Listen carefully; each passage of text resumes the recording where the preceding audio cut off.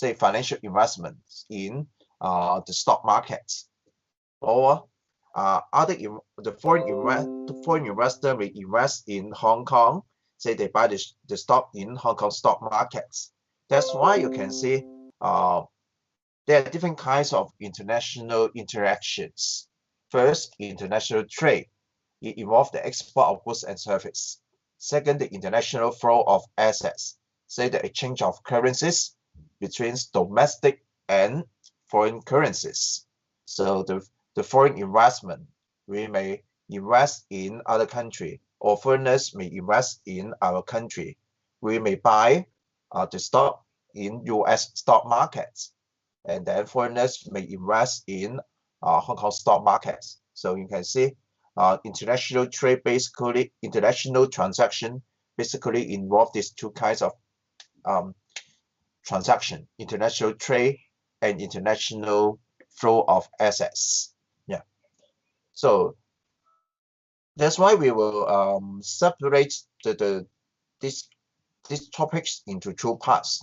The first part, international trade, and then the second part, international flow of assets.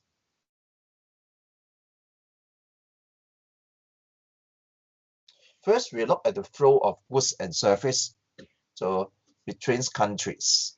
Yeah. So exports and imports.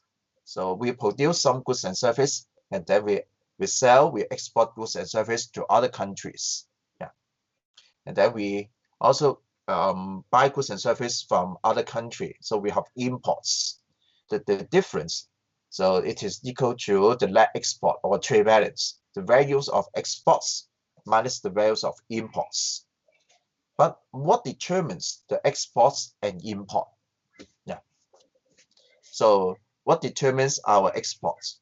What determines our imports? Why do US people buy a lot of goods and service from China? Yeah. In other words, China export a lot of goods to US, and then US imports a lot of goods from China.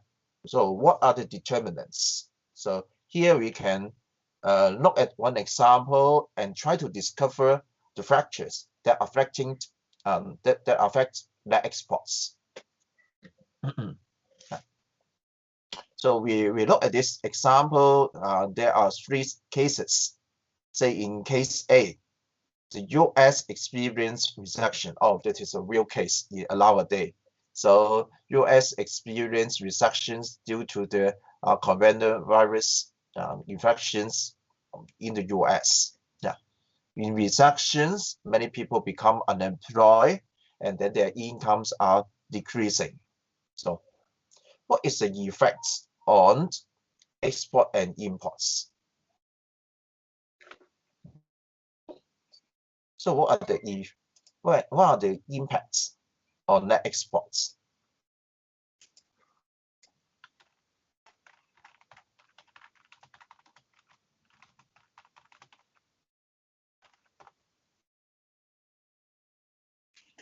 Say if many US people are unemployed, and then as a whole total income decrease. So what are the impacts on export or import?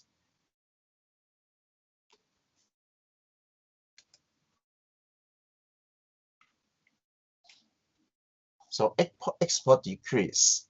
But what is meaning of export?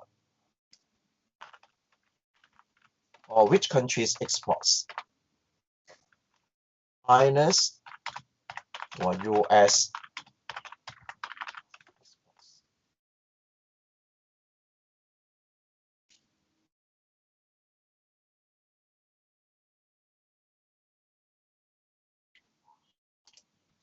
Okay, so some students say US export, but we will say what is export? It is equal to the trading price import. Say that it is equal to China's imports. Yeah. Say many Chinese people buy Apple products, so China imports goods from the US. In other words, US export goods to China. Yeah. But in this case, so So US experienced recessions. Yeah. As I say, US income decrease. Yeah. So when income decrease, so one effect is so consumption decrease. Consumptions. When they cut consumptions, they also buy fewer the goods. Say from China. Yeah. The largest trading partner of the US is China. So when US people experience recessions, and then they will cut consumption, they will buy fewer imported goods from China. That's why you can see US imports decrease. That is the direct effect. Maybe you will say, oh, when China exports decrease, so Chinese people income also decrease, and then China also import fewer goods from US. It may be the secondary effect, but the main effect, the direct effect is US people earn less money, and then they buy less goods, fewer goods from China. So US imports decrease. So that is the direct and in the main effect on the international trade.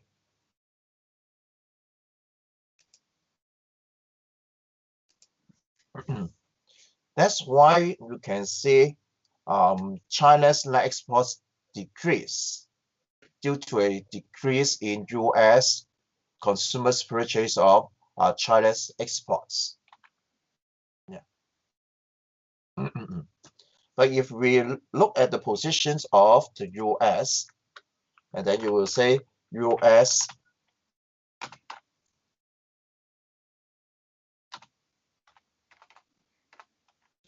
US imports decrease, and then the exports increase.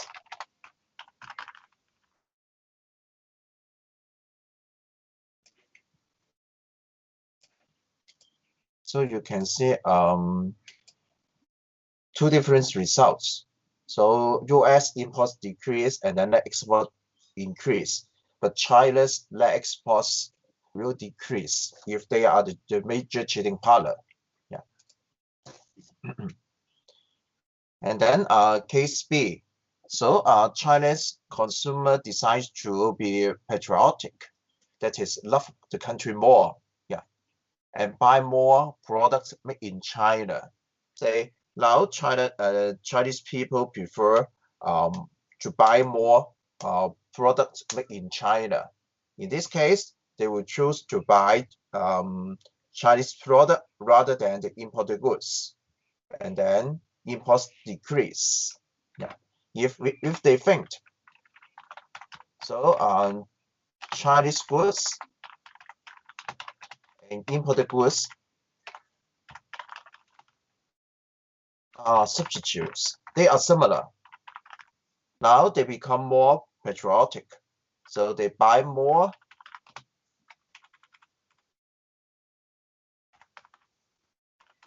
goods made in China.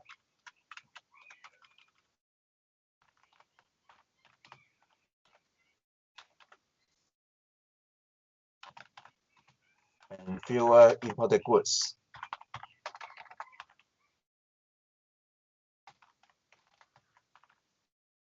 And then the net exports of China increase in this case. Yeah.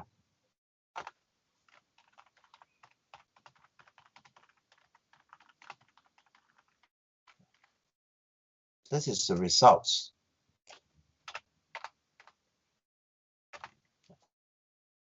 But I think the consumers consider the quality of the product, the price of the product most likely. And then North country or not more patriotic or not is not the major factors. That's why it's just one example. But in reality, I think people or consumer just consider the price and then the quality to decide their purchase. Buy the domestic goods, buy the goods made in China or made in other country. That is the consumer's decisions. But case B just an example. Yeah. And then C. Yeah. In C, we compare the prices of U.S. goods and the prices of consumer goods. Actually, consumer make their consumption decisions based on the prices. So they compare the prices of U.S. goods and the prices of Chinese goods. In this case, U.S. goods more becomes expensive, but Chinese goods become even more expensive. Maybe the price of U.S. goods increased by 10%. Yeah, but the price of Chinese goods increased by 20%. Yeah, and then Chinese people will compare the new prices, and then they think the U.S. goods become relatively cheaper. As a result, they will change to buy more U.S. goods. So that's why Chinese people will import more goods from U.S. Yeah, that is the response from Chinese people.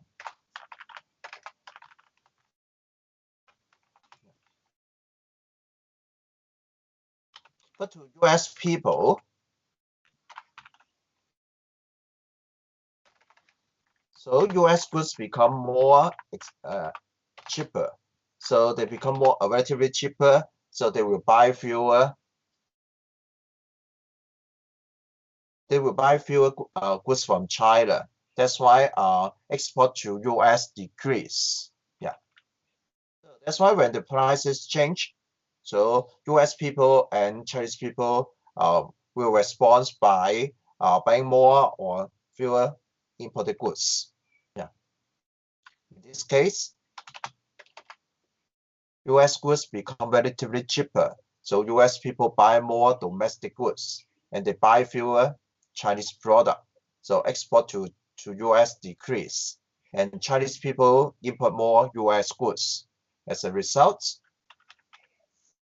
China's net exports decrease because you can see X decrease, but imports increases. Yeah.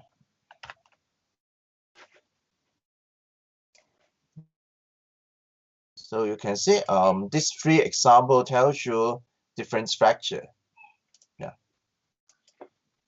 In example 1, you can see reduction. Actually, the changes is incomes.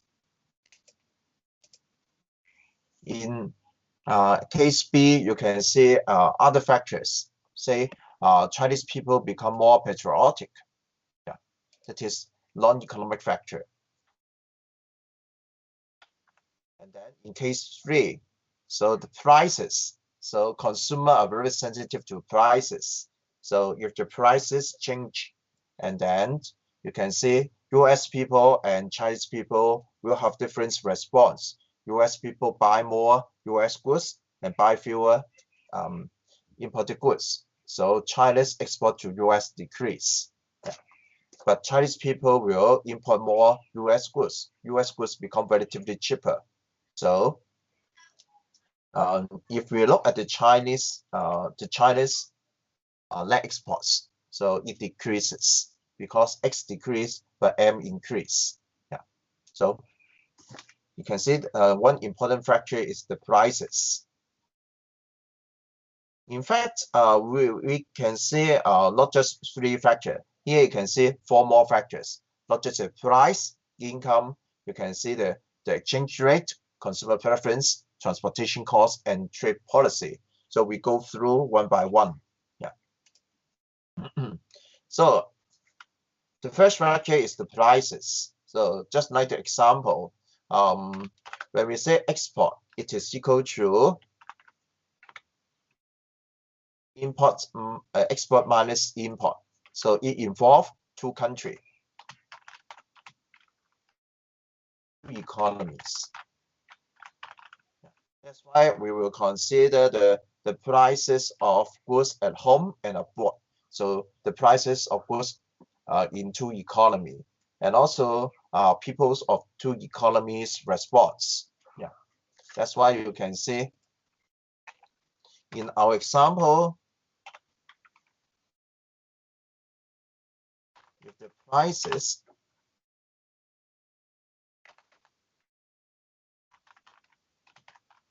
of goods at home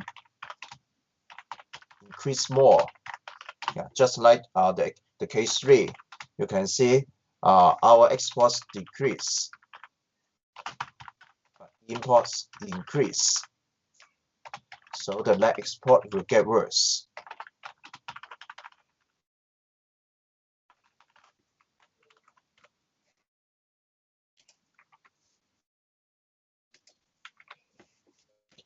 That is examples C. Or if the prices of goods abroad increase, and then our goods become relatively cheaper, so our export increase, but we will buy fewer imported goods, so import decrease. So you can see we will compare two prices to see the prices of the goods at which economy become more expensive or cheaper, and then we will change our export and imports. Okay. And then the second factor is income, just like the example A. So if incomes of consumers at home changes, say increases, and then we buy more imported goods. Yeah. So when the income of when the income of people at one country increase, they will buy more imported goods. And net exports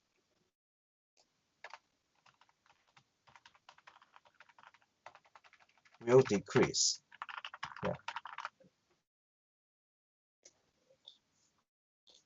But if the income of consumer at home decreases, we have opposite results. Yeah. We will buy fewer imported goods. That export increases. Yeah. That's why the second major factor is incomes. So economic growth or recession affects people's income, and then it will affect the imports, and then it will affect the net exports. Yeah.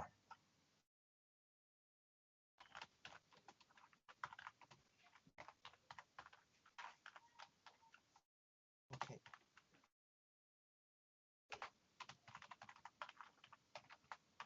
And then the next factor is exchange rates.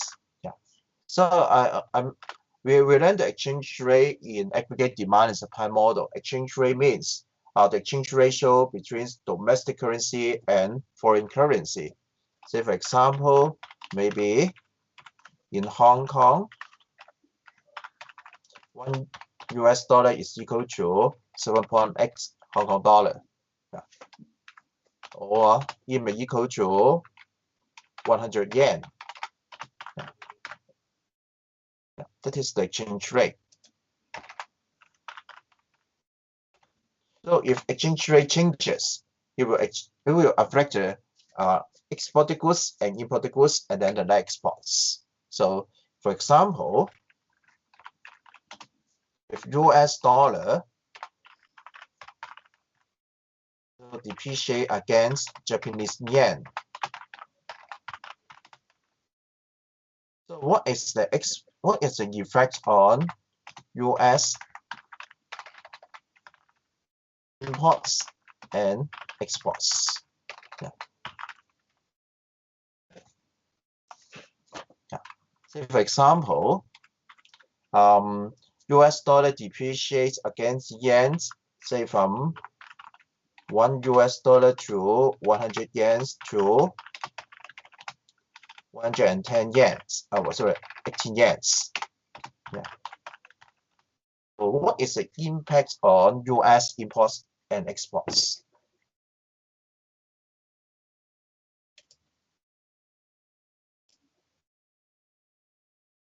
Yeah.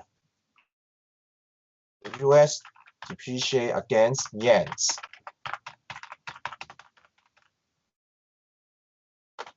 And then what is the impact on US export? Yeah. Remember that US exports is equal to the imports, the Japanese imports.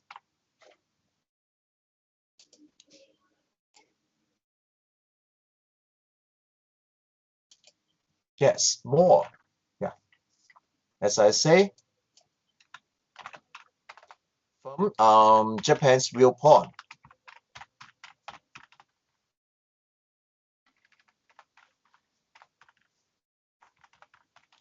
now Japanese people use fewer Japanese yen to buy the same US dollar. So fewer yens buy the same US dollar. Yeah. Maybe they use 80 yens to buy one US dollar. That's why they can use fewer yens to buy the same US goods.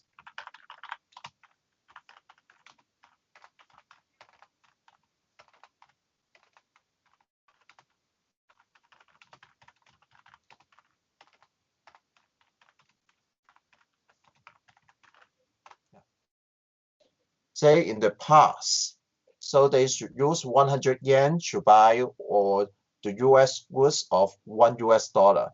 But now they just use 80 yens to buy the same US goods. That means US goods become cheaper to Japanese people. In other words, when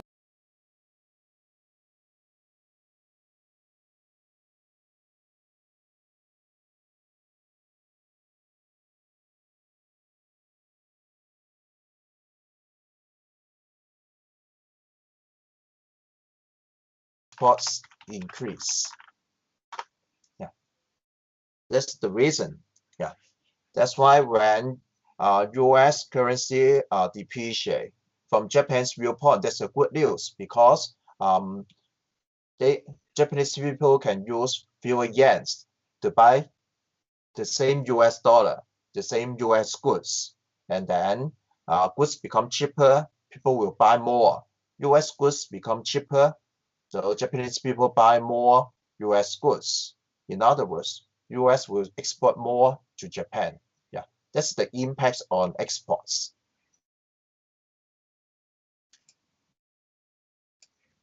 Okay. So export increase. How about imports?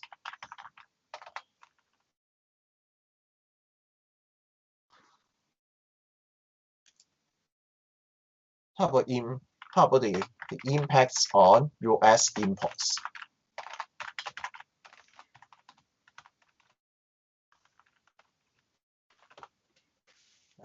We can also use a similar reason. Import decrease, yes, but why? We can see the same US dollar by fewer Japanese yen. Yeah. Yeah. In the past, say one US dollar can be exchanged for 100 yens, but now US dollar depreciates. That means one US dollar may buy 18 yens. So you can see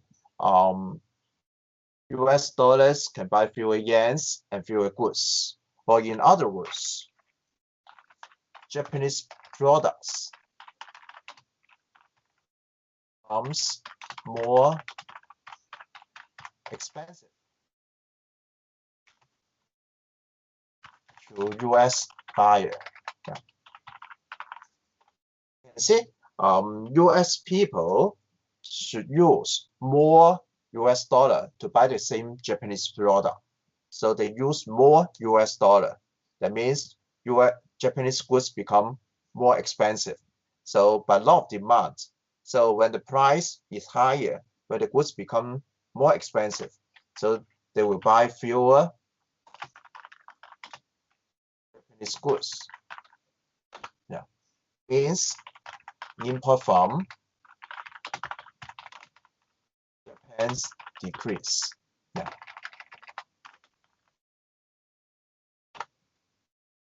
That's the effect on imports. Okay.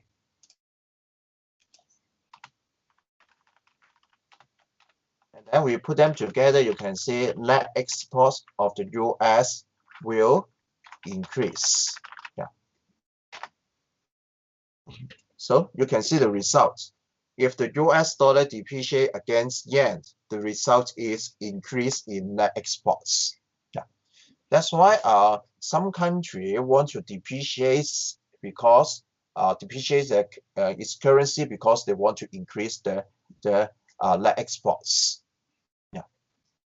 And also in the US, in the past, many US people argues that China keep the currency at a lower level, such that it make the China earns a lot of trade surplus. Yeah, that's the reason, because exchange rate affects the imports and export, and then the net export.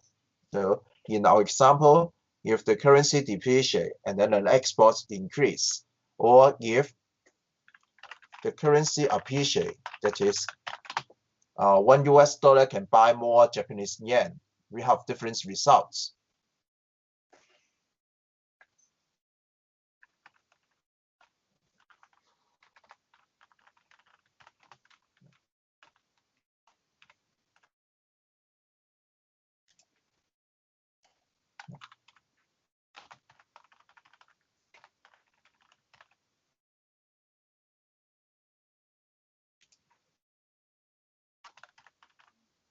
So exchange rate is one important factor that determines the export and imports. So you can see these results.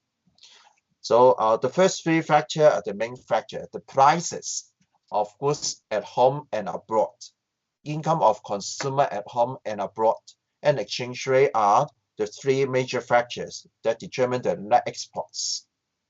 Yeah. And then other three factors are the minor factors, say the consumer preference. Yeah. So if consumer preference for foreign and domestic goods changes, and then we have different results. Just like our example, if we are more patriotic, we like our domestic goods more, we buy fewer foreign goods. And then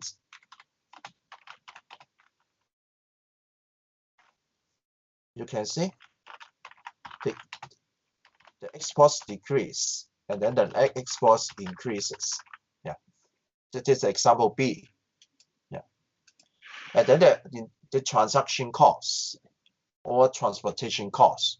So actually, when we export goods to other country or import goods from other countries, so it involves the transportation costs.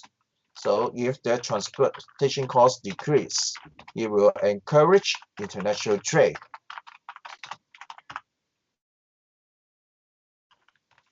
You can see in the past, the transportation costs are very higher. So it discouraged the transportation, the export and imports. But nowadays, so we use different transportation means to export and import goods.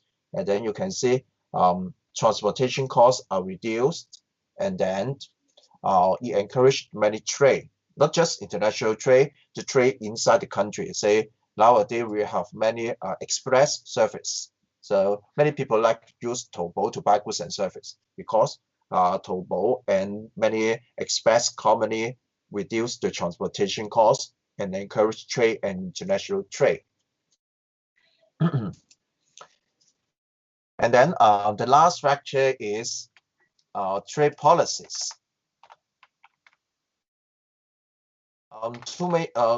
Either one policy or maybe free trade or protectionism. So some economies prefer free trade, just like Hong Kong. So we do not have any imported tax on imported goods. So we do not have any restriction on exported goods. Yeah. But some countries use protectionism. One example is to use tariff. That is the tax on imported goods.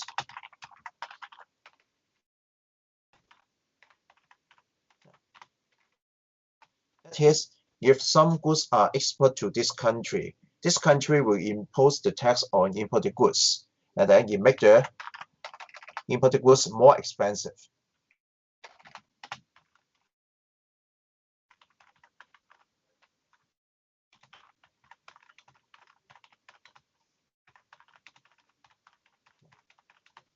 And then you reduce imports.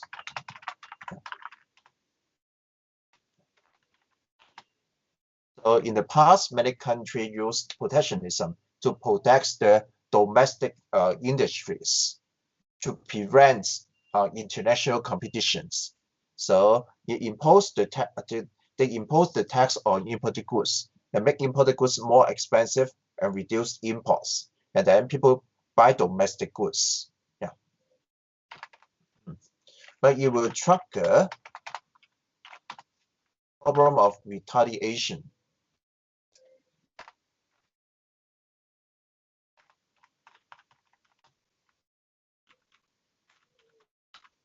That is, if A country impose the tax on imported goods from country B, and then the country B also impose the tax on the goods imported from country A. So that's why you can see when A country impose the tax on the imported goods from B country, and then B country also impose the tax on the goods from A country, and then both goods and services becomes more expensive, and then it will reduce the international trade. Yeah.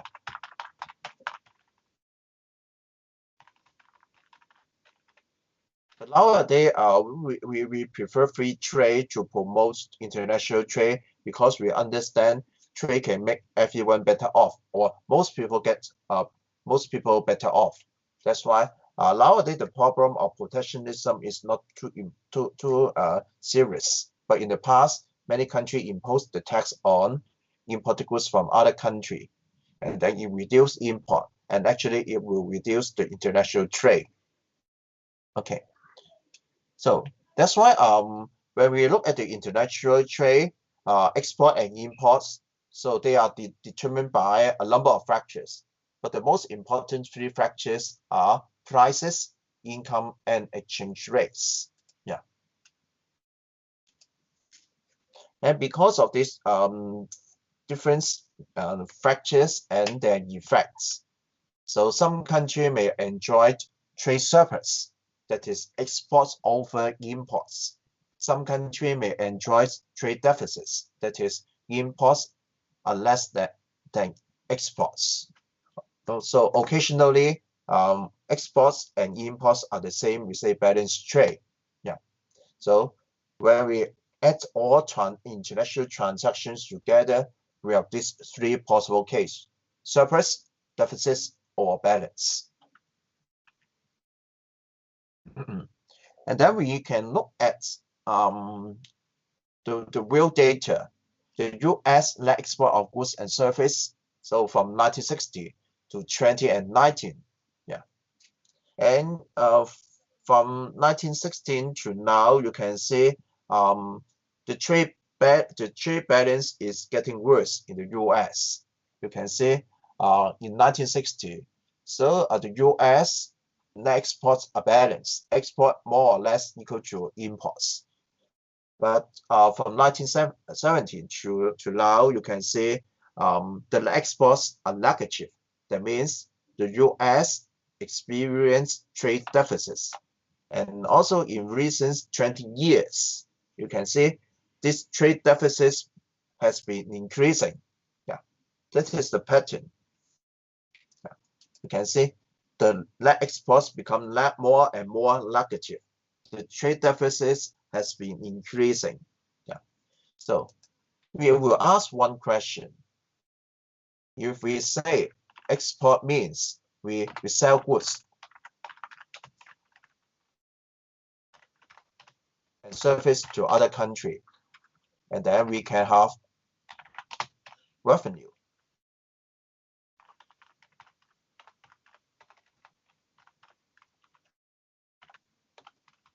And then import means we buy goods and service from other country.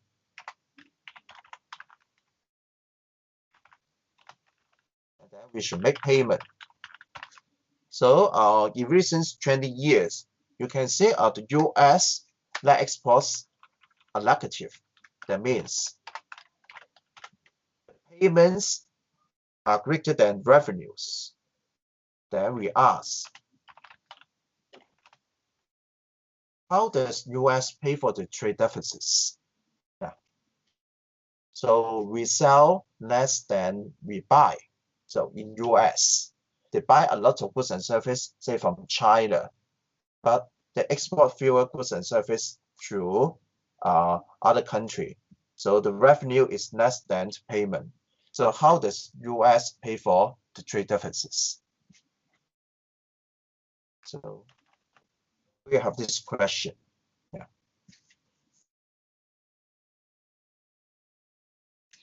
And then we look at another diagram. So China is the largest trading partner of the US. And this diagram shows the ratio for exports to imports for China from 1992 to 2019. Yeah. So you can see if export and import are the same, the ratio is equal to 1 or 100%. That is the red line shows this 100%. But if exports are greater than imports, and then export over imports is greater than 1. Yeah.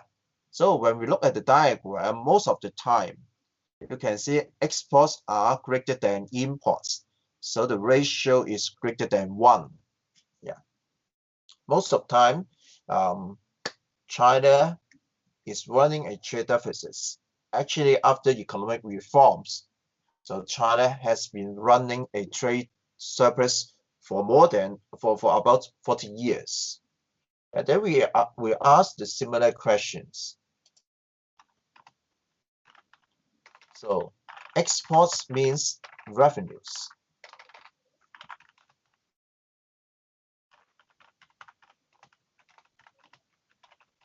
And import means payments.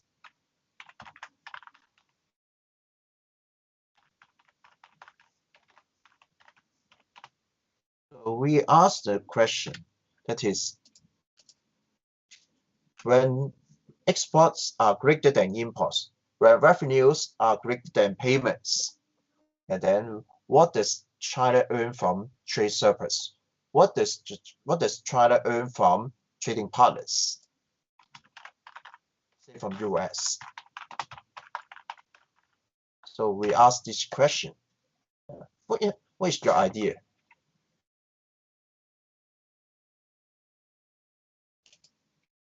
Yeah. When export greater than import, that means revenue is greater than payment. So if you do the business, that means you can earn the profits. But from the country's viewpoint, from the economy's viewpoint, what does the economy earn?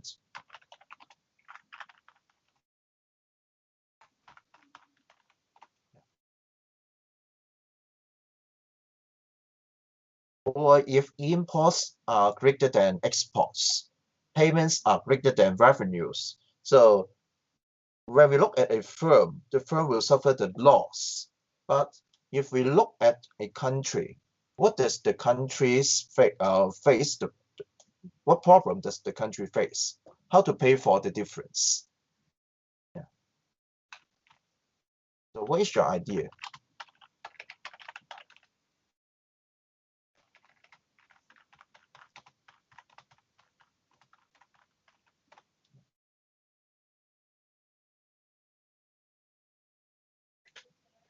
So what does China earn from US, and what does US pay for the difference to China?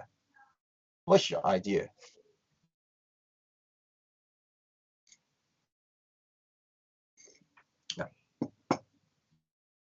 So if we just look at international trade, export, import, and net export, so we cannot find the answer.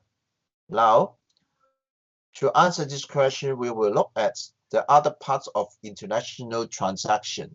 In the beginning, we say international transaction has two kinds: the flow of goods and service, and the international flow of assets. So we will look at the second part, and then we go back to answer this question again. Okay. So in the second part, we study the international, I think it should be international flow of capital or assets. So we have this term, net capital outflow, NCO. So we compare capital outflow and capital inflow. So capital outflow means domestic residents purchase foreign assets. Say maybe Hong Kong people purchase the stock in US stock market. Maybe we buy the stock of Facebook in US exchange market, not US stock exchange. Yeah, that is capital outflow. Maybe we Hong Kong people invest in China to build a factory and then to produce goods and service. Maybe Hong Kong people go to Vietnam and then start a business. So all are example of capital outflow. So we invest in other country. And also we have capital inflow. That means domestic, foreigners purchase of domestic assets. Say US people come to Hong Kong and then they buy Hong Kong stocks or properties, say to buy the stock of, say, Bank of China, to buy the properties in, say, in Hong Kong Island, on Hong Kong Islands. Maybe they start the business in Hong Kong. So all are the example of capital inflow. So when we compare the difference, it is called a net capital outflow. Yeah. So that's why what is NCO? It is simply equal to capital outflow minus capital inflow.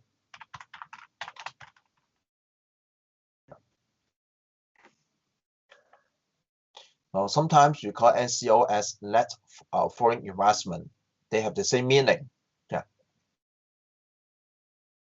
And then the flow of capital abroad take two forms.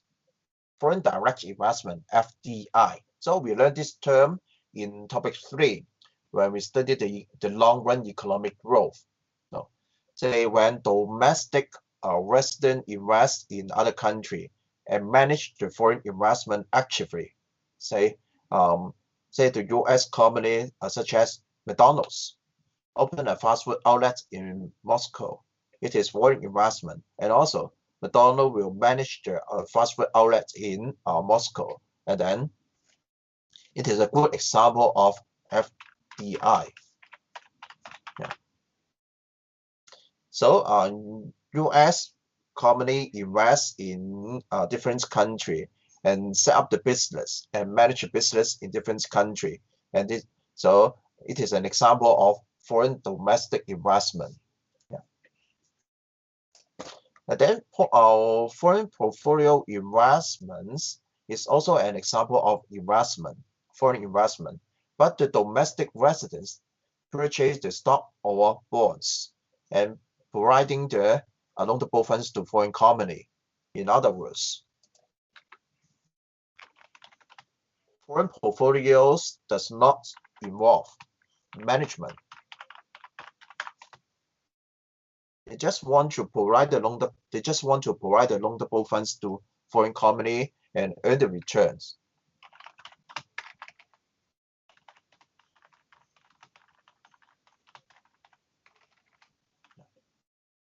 That's why the flow of capital abroad takes its true form. Foreign direct investment and foreign portfolio investment, they provide the capital to other countries. But the major difference is the management. If domestic company or residents take the active role to manage the investment, to manage the firm in other country, and then it is an example of foreign direct investment. But if the firm or our investor do not manage the foreign company, they just want to get the return from stock or bonds, and then it is an example of foreign portfolio investment. But anyway, it is the flow of capital abroad. Okay. So NCO is the difference between capital outflow and inflow. So the difference may be positive, that is net capital outflow. When capital outflow more than inflow, then NCO is positive. It is net capital outflow. But if capital inflow is greater than outflow, or outflow is less than inflow, and then NCO becomes negative. So it is net capital inflow. Yeah, that's why NCO may be positive or negative. It depends on the size of capital inflow or outflow. We have these two possible cases.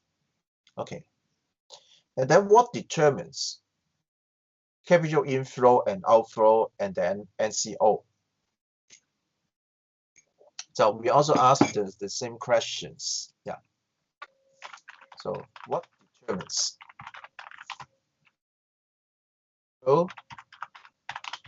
inflow, capital outflow, and the difference, NCO. Yeah. So that's why we will study some determinants of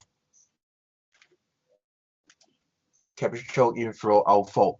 But we can say there are two major factors. Yeah, because what the capital inflow, outflow means, the foreign investment. So the cross-border investment. Maybe we invest in US. Maybe US firm invests in Hong Kong. That is cross-border investment. So this investment consider two major factors. Yeah. Say when you make the financial investments, foreign investment, you will consider two major factors. One is returns. Yeah. The other factor is risk. Yeah. So in year 2, 3, or 4, when we study finance, very often when we make a financial investment, we consider two major factors. One is returns.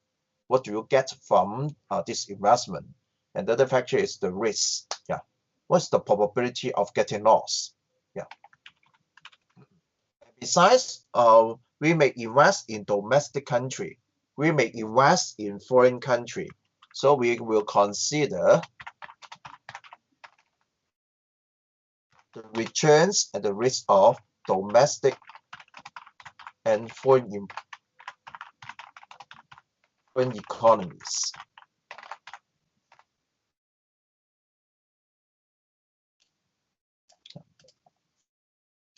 That's why what determines capital outflow or inflow? If you understand the nature of the capital movement across country, actually the firm or the resident want to get some return, so they invest in a foreign country, but they also understand the risks. Yeah, and they will compare the return and the risk of domestic and foreign economy to make the decision of cross-border investment. Yeah. So they are the major factors. And then we look at the variable that influence NCO. Yeah. So we say actually the returns depends on the interest rates. Yeah. So the interest rate on foreign assets and the interest rate on domestic assets. Yeah. Say if the real interest rate in the US is higher than those of other country. Say if US increase the interest rate and then other countries do not increase the interest rate, and then US assets become more attractive. That is, they can generate more return. Now, attractive means higher return. Yeah. So many foreign investors will invest in the USA to make deposits, so they earn high interest, or to buy bonds. Actually, they make loans to US firm and earn high interest rate. Yeah. So if US interest rate is higher, and then many foreign investors invest in US, that means they buy the US assets, deposits or bonds to earn high return. It will make the increase in capital inflow to US. Yeah. And then NCO is equal to capital outflow minus capital inflow.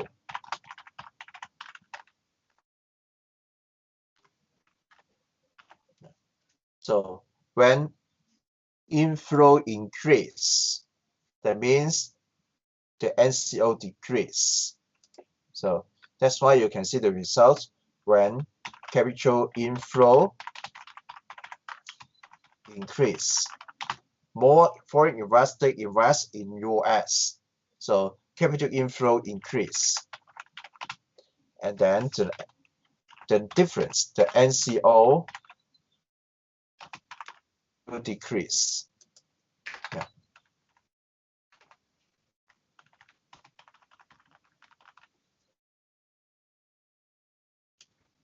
That is the major factor.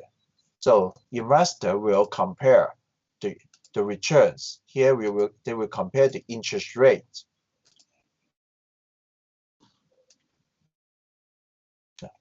So if interest rate is higher, so it will attract more investment. Capital inflow increase, NCO decreases. And then the second factor is the risk. Yeah. So we will compare the risk of holding assets, domestic assets, or foreign assets. Yeah.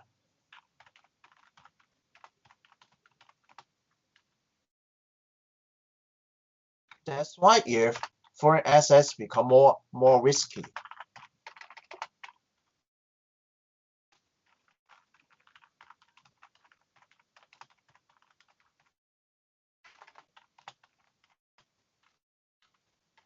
foreign assets become more riskier,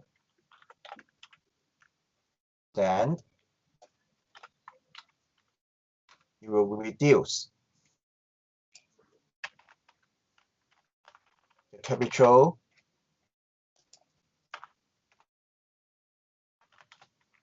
outflow. Yeah. They want to reduce the risk, so less capital outflow, and then outflow decrease means NCO decrease. Yeah, that's why we have these results. The second major factor is the risk, and then it will affect the capital inflow and outflow and NCO. Yeah. The last factor is the government policy. Many countries impose the restriction of capital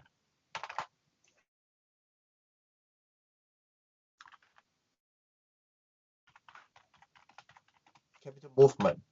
Yeah.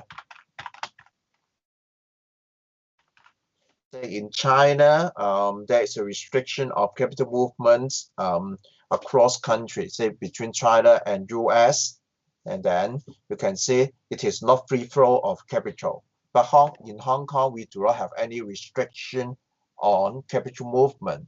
So many investors invest in Hong Kong, and later on they will bring the capital out. So we do not have any restriction on capital movement. Yeah, that's why the government policy may affect the foreign ownership of domestic assets and also capital movement. Yeah, but the major factor are the first two factors, risk and return. So we compare the returns, the interest rate on domestic and foreign assets. We compare the risk of holding domestic and foreign assets to determine the capital inflow and the outflow, and then the NCO. Yeah. So totally, you can see international transactions are mainly international trade and international flow of assets. Yeah, we use NX to summarize international trade. We use NCO to summarize all capital movement. Now we will put them together. We put NX and NCO together. Yeah. Yeah. So when NX and NCO are putting together, surprisingly, we have this identity. NCO is equal to NX, or NCO minus NX equal to 0. Yeah. And then what does it mean? Why do we have this identity? Yeah.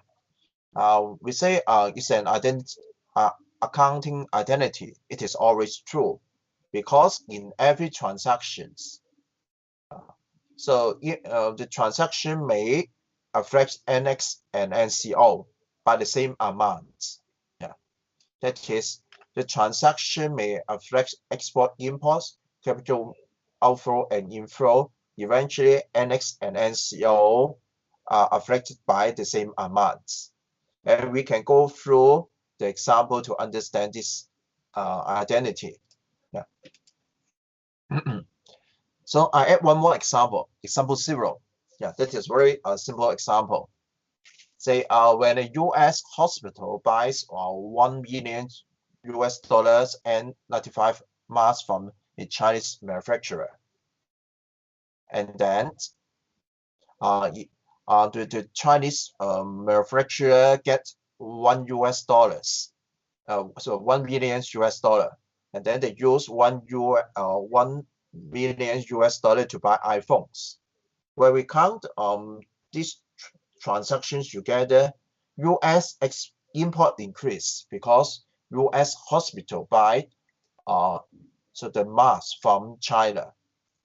But at the same time, the Apple company of the US export iPhone to US by the same amount.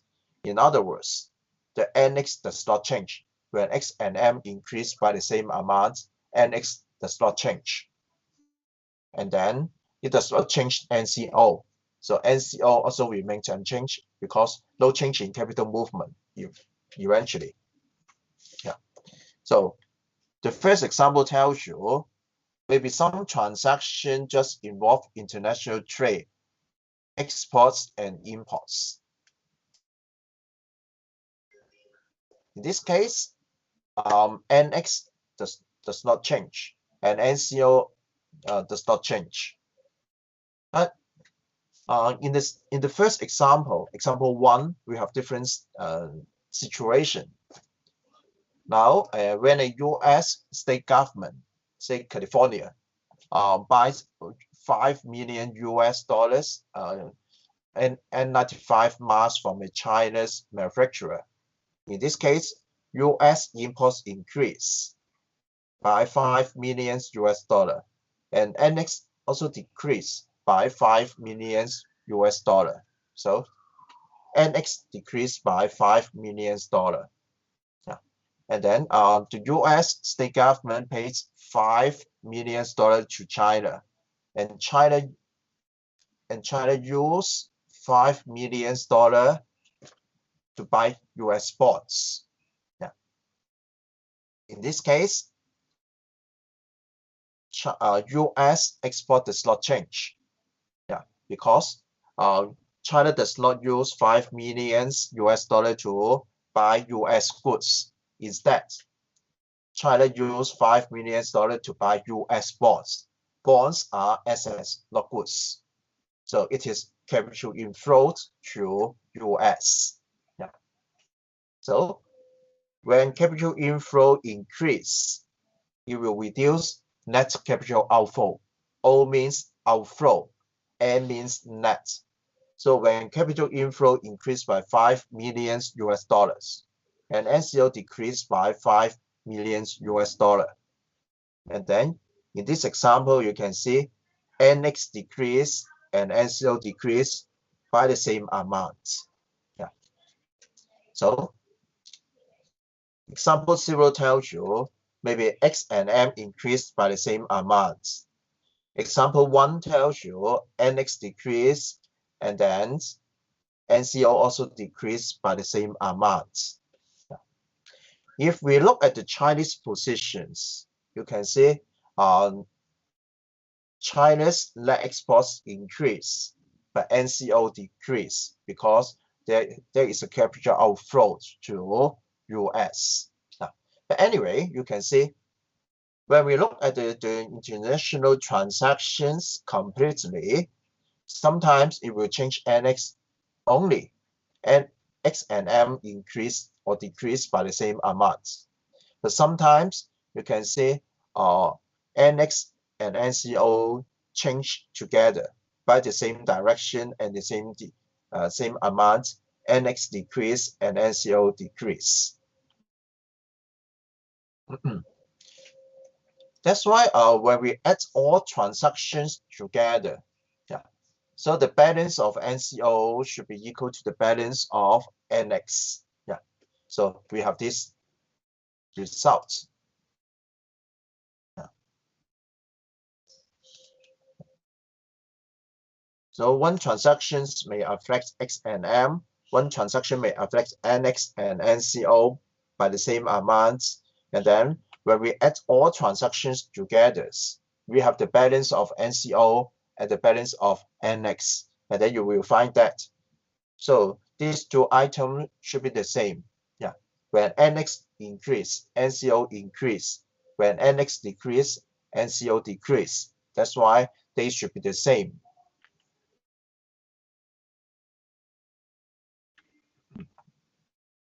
That's why when NX is negative, it implies that NCO is also negative. Yeah. One good example is US. Yeah. So when we study the net exports, we learned that US imports more than exports. It pays more than it earns. But how to cover the deficits? How to cover the difference? Yeah. Say US may buy 5 million masks from China, but China may just buy $1 million iPhones from US. And then how to cover the difference? $4 million. Yeah. So the difference is covered by selling some assets to foreigners. Yeah. Maybe the foreign currency. Say US people just pay their currency, their assets to China, pay the US dollars to China. But you can see US dollar does not earn any interest. Yeah. So if we look at the US and China example, you can see US pays US dollars to China, yeah, to cover the deficits. But US dollars does not give any return, yeah, to China. That's why China often use US dollar to buy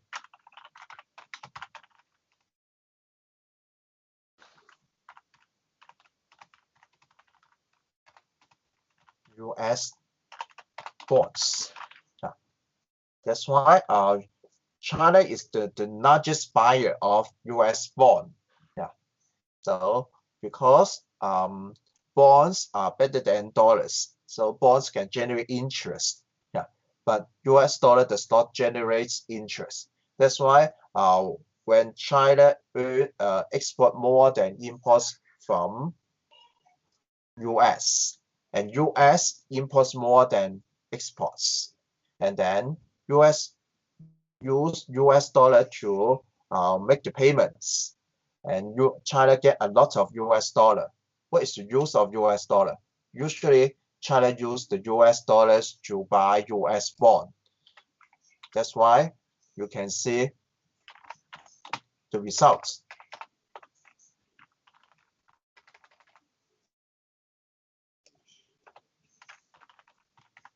What is the result? You can see China's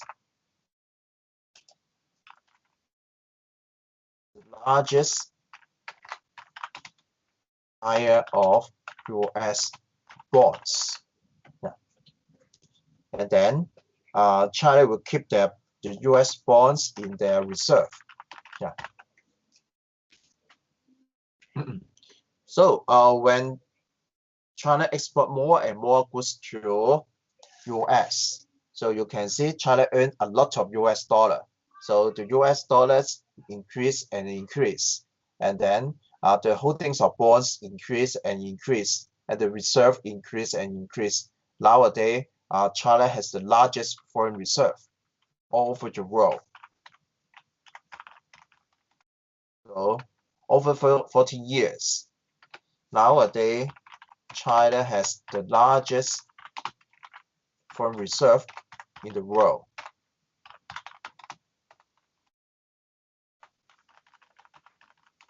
So why? Because over 40 years, China exports more than imports and earn a lot of US dollar. And they use, China use US dollar to buy US bonds and put the US bond into the reserve account, the foreign reserve. That's why now China is #1 in terms of foreign reserve over the world. Yeah. Yeah. So this is the US and China's situation. US face the trade deficits, and they use the US dollar or US bond to cover the deficits. But China earns more than pays. So China use the US dollar to buy bonds. And then when they earn US dollar every year, now the US bonds and the foreign reserve are the #1 in the world.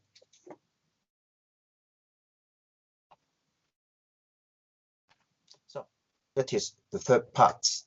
So you can see in the first part, you learn the international trade. So we use NX to summarize the results. NX may be positive. So trade surplus. NX may be negative, trade deficits. But it is not complete because we will ask, what does the trade deficits mean? What does trade surplus mean? So if export more than imports, that means we earn more than we pay. What do we earn? What does China earn from trade surplus? That's why we studied the second part, international flow of assets. You learn the term of NCO, net capital outflow. So the difference between outflow and inflow. Yeah. And then NCO and NX are the same because in the transactions, NX and NCO may be affected by the same amount. You can see the example 1 is a good example. When we count all transactions together, the total NCO and NX are the same. Yeah. And when NCO is negative, that means NCO will be negative. When NX is positive, NCO will be positive. And we can look at the US and China example. You can learn more about NX and NCO relation. I think we do not take the break because we have one more section, and then we go to study this section and finish the lesson. Yeah. So in the last part, you can see we will study two more components: saving, investment, international flow of goods and services, and international flow of assets. You can see we have four parts: S, I, NX, and NCO. Yeah. So first, we learn the national income identity. So GDP is equal to the total expenditure. GDP is equal to Y, and then total expenditure is the sum of C, I, G, and NX. Yeah. And then we arrange the terms Y minus C and G. It is equal to the national saving. We learned this term in topic 4. National saving is the sum of private saving and public saving. It is equal to Y minus C and minus G. And then another side show the I and NX. In topic 4, we study a closed economy. So we do not have international transactions. NX is equal to 0. So S is equal to I. We learn this identity in topic 4. But we have this assumption. In a closed economy, S and I are the same. Now the economy is an open economy. NX may not be the same. So NX may not be equal to 0. The NX may be positive or negative. Then S and I are not the same. Yeah. So saving and investment are not the same. So when NX is positive, so we have a positive item here. So S will be greater than I. If NX is negative, and then S will be smaller than I. Yeah. That's why when the country enjoy the trade surplus, so S is greater than I. But if the country face the problem of trade deficits, and S is smaller than I. Yeah, that is an open economy. Yeah. So in an open economy, we have 3 items, S, I, and NX, because NX may be positive or negative. So saving may be greater or smaller than I. They are not the same in an open economy.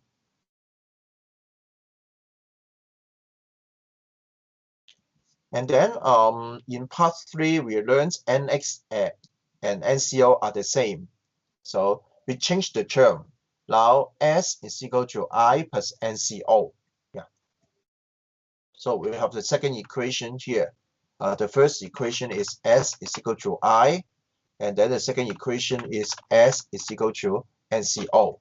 Yeah. That means S and I are not the same. Maybe S is greater than I. Yeah. That is, the national saving is greater than investment. Yeah. So in topic 4, we say saving means the supply of loanable funds. Yeah. So the government and the private sides provide the safe loanable funds to the market. And then investment means the demand. Yeah. So firm and households demand for loanable funds to finance their investments. Yeah. Now when S is greater than I, it is possible in open economy. That is, there are excess loanable funds. Yeah. So what is the use of excess loanable funds? So they will go out they will use to make foreign investment. Yeah.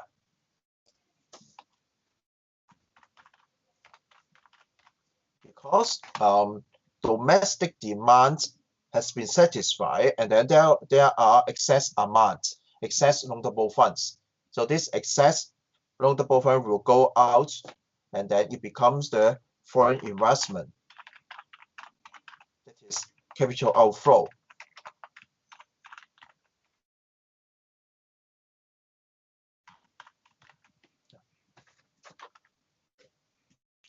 That's why we have capital outflow, and then NCO is positive.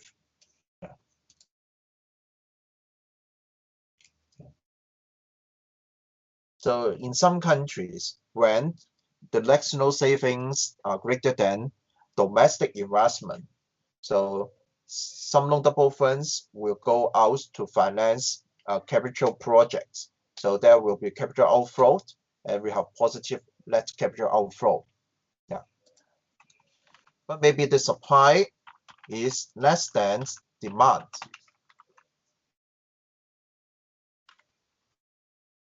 So there will be excess demand for loanable funds. So how to satisfy this excess demands? So it can be satisfied by investment made by foreigners, that is capital inflow. Yeah.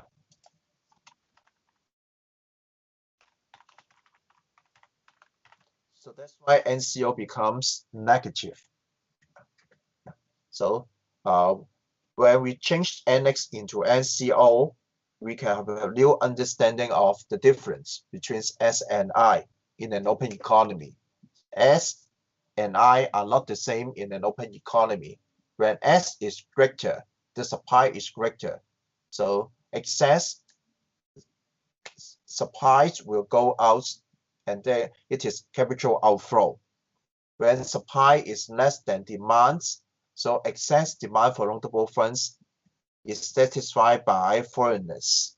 That is capital inflow. So we can have this understanding when S and I are not the same in an open economy. Okay.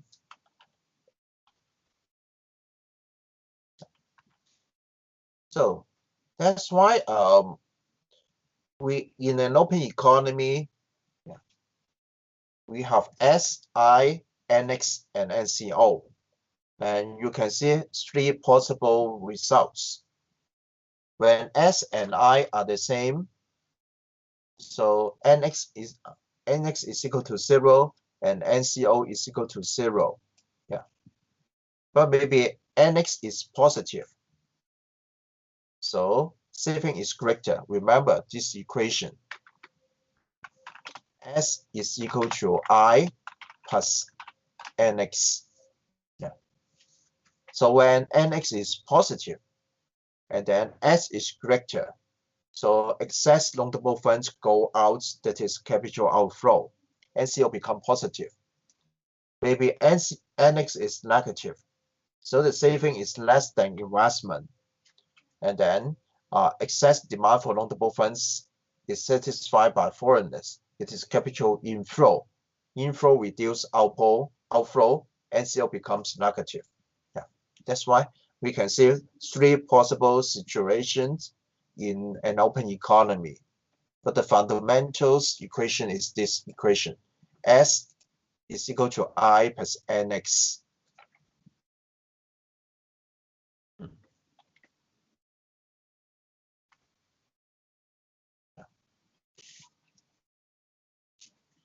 So that's why when we study saving and investments in an open economy, yeah, so they may not be the same against. Yeah.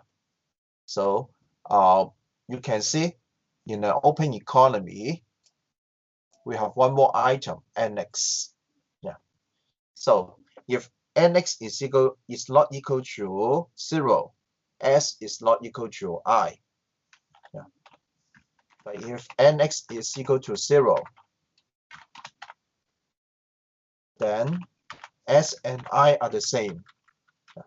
That's why S and I are the same or not? We have different answer. It depends on the open economy and closed economy. In closed economy, we do not have annex. S and I is always the same. But in an open economy, S and I may not be the same. It all depends on the annex. Yeah.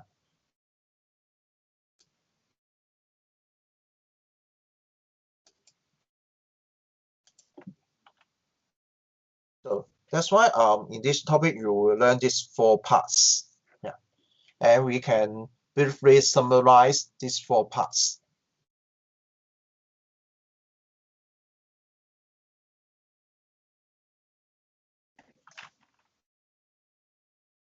We study open economy, macroeconomics. Actually, we will just learn the basics.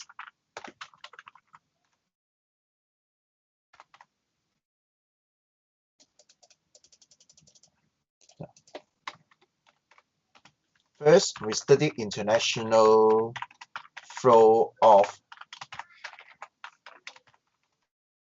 goods and service.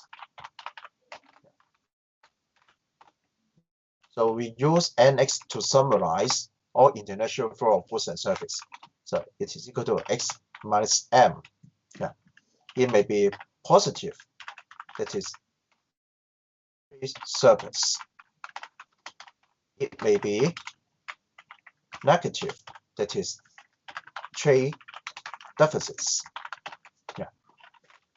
The 3 major determinants of the trade balance are prices, incomes, and exchange rates. Yeah.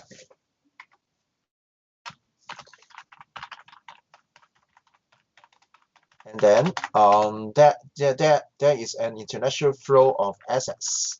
Yeah. So the assets involve currencies, financial assets, real assets.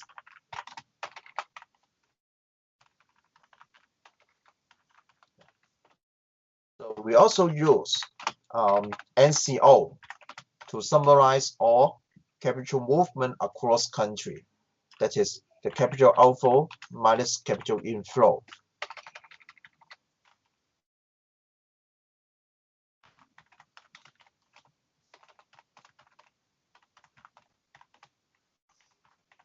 So it may be positive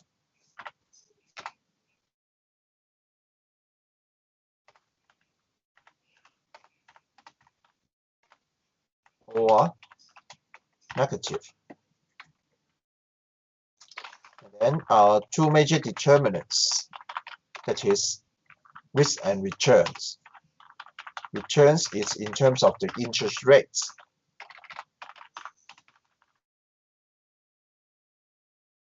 And also the risks. Yeah.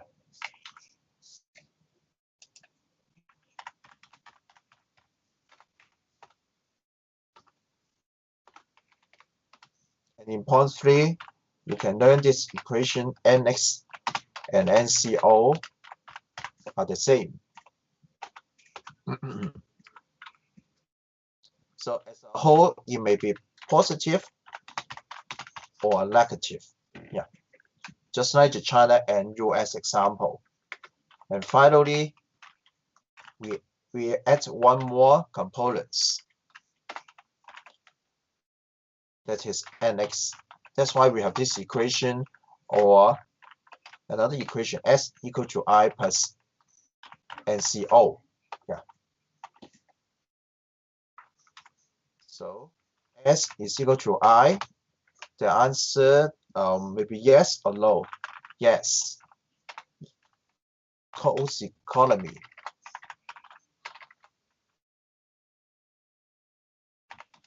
Maybe in an open economy.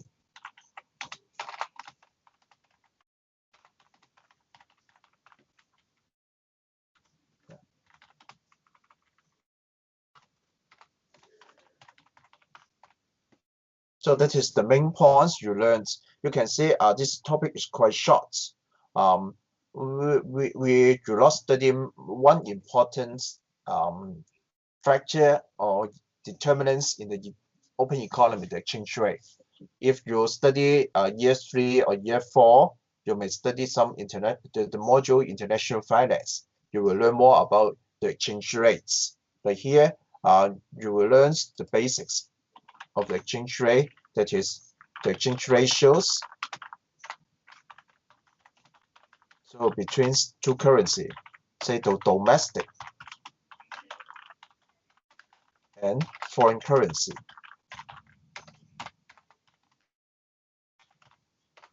So exchange rate will affect international trade, export and import. Yeah. No. So that's the end of this topic. You should learn these 4 points. And then as I say, it is the last topic. And then we do not have any more topics. Later on, say before the examination, the registry will inform you about the arrangement of final assessment, final examinations. We will arrange a take-home examination, but the date will be confirmed later. So later on, when we understand, when we know the date of examination, we will have one more lessons, the revision lesson, just before the examination, and then we will go through the revision materials, revision exercise, and we'll prepare for the examination. I think it is an open book examinations, and then it become more easy. So please observe all regulations. So do the take-home assignments on time and submit the assignments successfully, and most likely you get a good grade. So please check the email regularly. And so to mark down the date of examination and do the examinations on time, and then we will mark your examination. Later on, you will hear the good results. Yeah. Okay. I think I will finish the lessons. So if you want to talk to me, you can stay. If you do not have any questions, so you can create the teams. Welcome to any questions. You can send the questions to me by email or Teams. So I try to make the reply to you quickly. So be safe and be healthy. So please prepare for the examination. The examination will be arranged in May. Okay.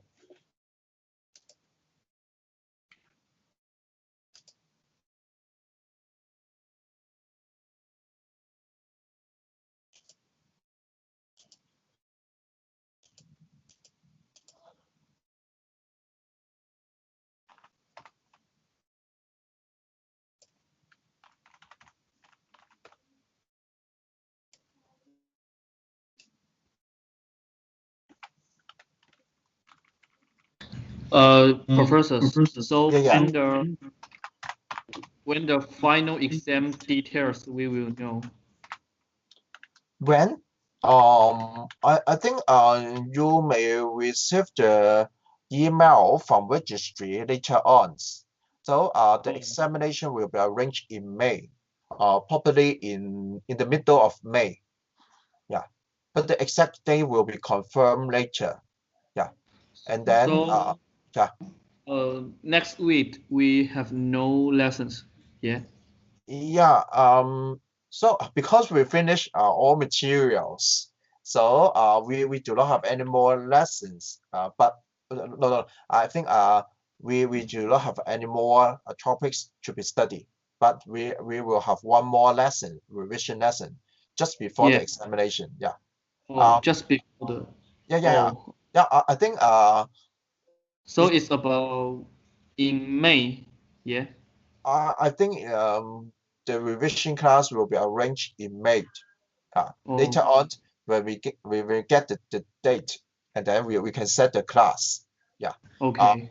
So I don't want to set the revision class too early, because you do not prepare for the examination. I think when you prepare for the examination, and then we can go through the materials and highlight the key points. So we can well prepare for the examination. Yeah, but so we have one more month. So from time to time, I will send some supplementary readings to you because you study macroeconomics. So it helps you to understand the operation of the real world. Say the effect of coronavirus infection on the world economy, and other problems. Say the U.S. and China trade problem, the trade war between U.S. and China. So when I find out the suitable and good supplementary readings, and then I will send the materials to you, and then you may spend time to learn more about macroeconomics. Yeah. Okay. And, So will the form of the final exam be yeah. the same as that of the last semester? The Not form. exactly the same. Yeah. In last year, so in last We just semester, have just do the multiple MC choice. question. Yeah. Yeah. We do the MC questions online. But I think it's quite risky because too many students do the online Yeah. assessment. It's too risky. Yeah. That's why So in this year, we will upload the exam paper to Moodle, and then you download the paper. And you are given time, say 3 hours to do the exam paper and then send back to Moodles. Yeah. That's why you should download the paper and do the examination, and then you upload the paper to Moodles again. We mark the paper. So it will have the time limited. Yeah, 3 hours. And then you should you do will the have MC. you will have MC questions. Also have some some question we should write. We should write. We should draw some. Yeah. I think it is the combination of the quiz and the home assignment. So you should do the MC questions, and then you should also do some written questions. So you should write down the answer, draw the diagram. So you should give me the handwritten copy. So you should write down your answer, and then you scan your answer and upload the scanned copy to Moodle. Okay. Maybe you Thank you. yeah. So that's why you should install the scanned app. Say so some apps can help you to scan the written copy, and then you send the scanned copy to the Moodles. So we mark your answer. Yeah. Okay. Thank So you. any more questions? No, thank you very much. So later on, registry will inform you about the date of examination, and then the module coordinator will tell you the details of the examination. Yeah. So I think you have one month. So spend time prepare for the examination. That's good. Yeah. Okay, no problems. Okay. Oh, bye bye.